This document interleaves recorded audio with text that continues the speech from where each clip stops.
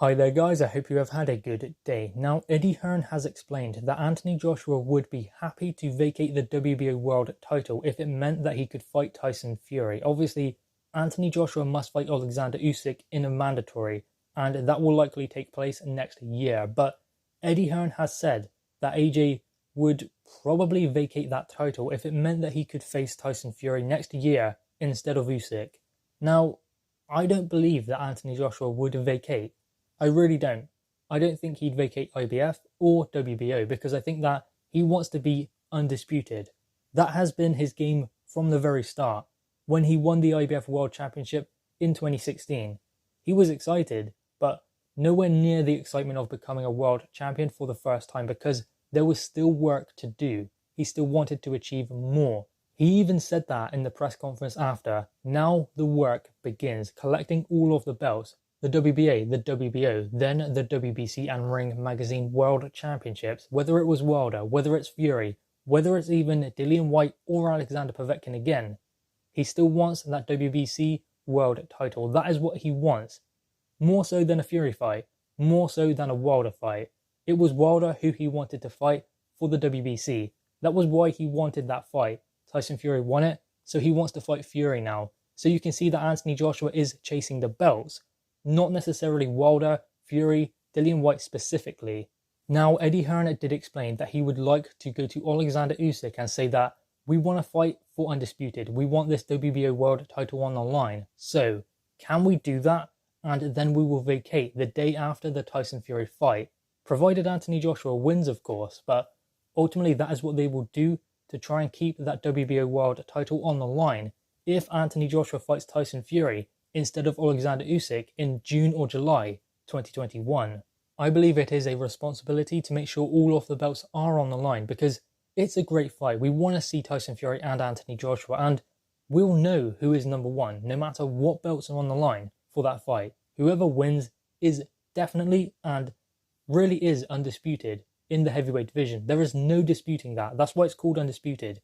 But seeing all of the belts on the line, seeing the undisputed champion lift all of them, really does cement that, especially in their legacy. That is why I believe it is so important to Anthony Joshua, having all of those world titles on the line. Now, I think it is a responsibility of the governing bodies as well to ensure that that happens. They're calling mandatories left, right and centre, and of course, mandatories need to have their opportunities because there are so many looking to get their chance at the champion. But there are so many different belts now. There's WBA, WBO, WBC, and IBF. IBO as well, if you want to count that. But there are so many different belts that they all have mandatories. Does it ever mean they can unify all of the belts together?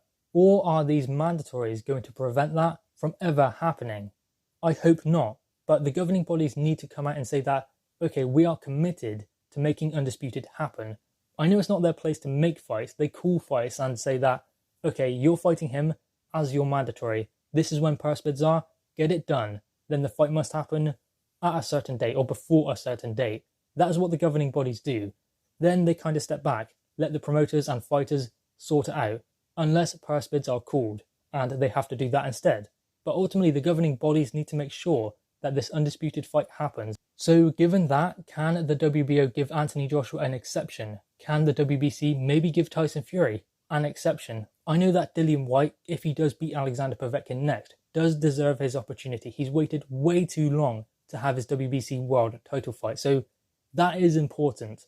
But if that happens, if Usyk fights Joshua in June or July 2021, is there the risk that a WBA mandatory is called in 2021? Then Anthony Joshua has to fight them in December next year, putting off Undisputed again for another year, because there hasn't been a WBA mandatory since Alexander Povetkin fought Anthony Joshua in 2018, and that was in September, so that was 2 years ago now.